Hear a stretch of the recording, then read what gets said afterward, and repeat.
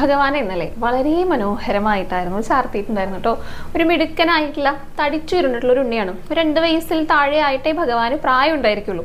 കയ്യിൽ എന്താ പിടിച്ചിരിക്കണേന്ന് അറിയോ? വലത്തെ കൈയിലെ വെണ്ണൂരല പിടിച്ചിട്ടുണ്ട്, ഇടത്തെ കൈയിലെ പൊന്നോടക്കുള്ളിൽ പിടിച്ചിട്ടുണ്ട്.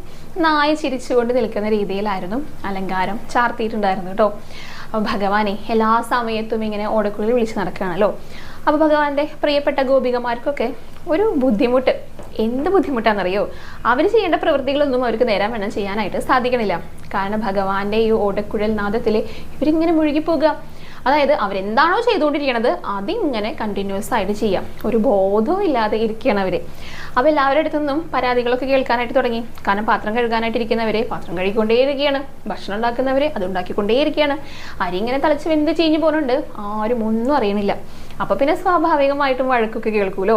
അതായിരുന്നു അവരുടെ ബുദ്ധിമുട്ട്. ഒന്നും നേരാൻ വണ്ണം അങ്ങോട്ട് ചെയ്യാനായിട്ട് സാധിക്കണില്ല.